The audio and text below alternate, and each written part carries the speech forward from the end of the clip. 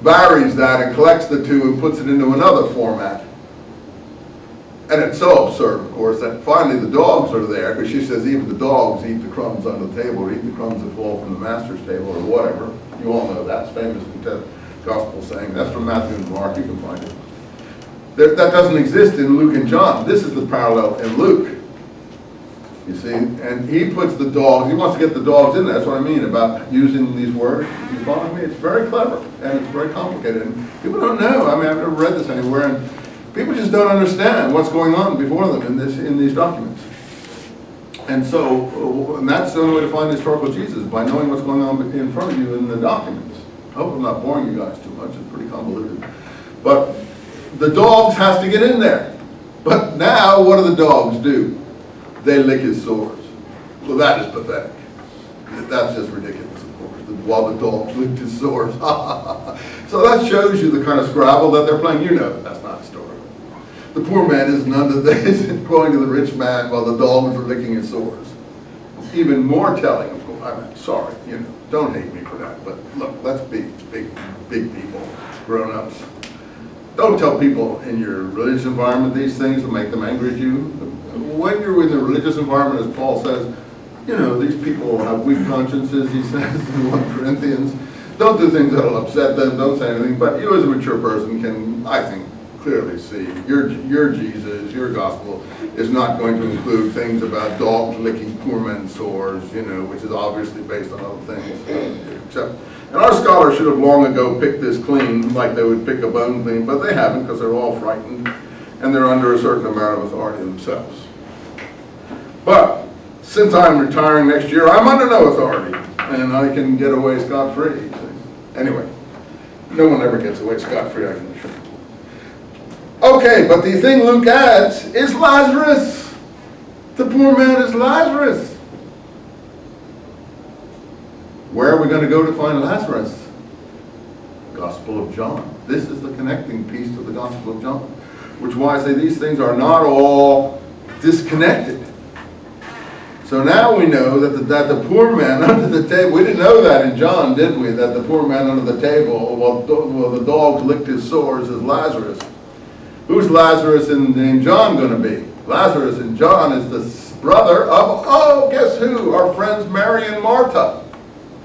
Mary serves while Martha complains.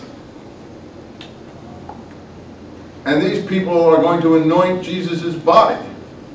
Well, what's going to happen in John? Well, Judas Iscariot says it should have been given to, the money should have been taken and given to the poor. So all these things start to link together, but they link in words, not in concepts. You follow what I'm trying to say? And it's not easy to do. So that's why I say, don't think you can just explain this to people easily. I'm going to go over to John now. I say one thing I did skip about the Islam resembling Judaism. You see, the Islam has the Quran. But the second thing, for instance, in Wahhabi Islam, or all other versions of Islam, are traditions. What they call the Sunnah of the Prophet. That's why the Sunnis are called Sunnis, because they follow the Sunnah of the Prophet, the traditions of the Prophet. Now, I cover all this in my Islam class, but I don't teach Islam anymore here. And so I'm afraid unless you get me by high demand, I can be brought back, as this young fellow knows there, and the chair is willing to do that. I can come back someday and do an Islam class for you, and I'd be very happy to do it. So I'd be happy to come back, one evening a week over the course of however they would need me to do a course like that, I think Carlos is willing to do something like that next term. Not this coming term, but in the fall. But anyway, if you want it to be Islam, you make sure that you tell him that. I am not in control of what people hand out, what bakshish goes out, as they say. So, Sunnah are the traditions of the Prophet, and they're expressed in the Hadith, which is good news. So again, you go back to the Gospels, good news about Jesus, good news about the Prophet. So the parallel to the Talmudic material in Islam are the Sunnah. The parallel to the Old Testament is the Quran. Now the Gospels are basically huge, long Hadith, stories about the Prophet. stories about the prophet, long stories about the prophet that incorporate traditions. So the parallel to the tradition literature in Islam are the Gospels.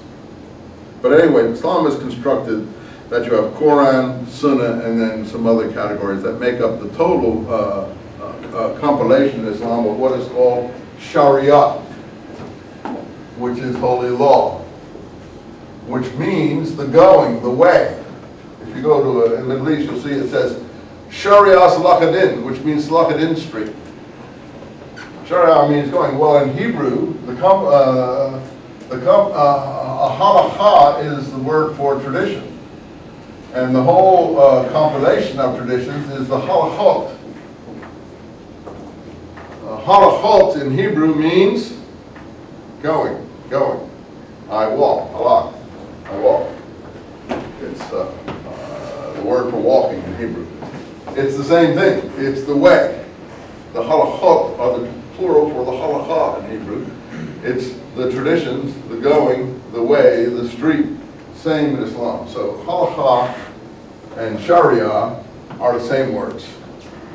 Basically, Islam is constructed exactly like Judaism is, and they're all divided legally. So in the books in the Talmud, you get the division according to the legal subject matter. So for instance, we have, where did I write that down? Gittin, Ketubot, is marriage contracts, Gittin is divorce. There's another book called the ARN, which means, like we had the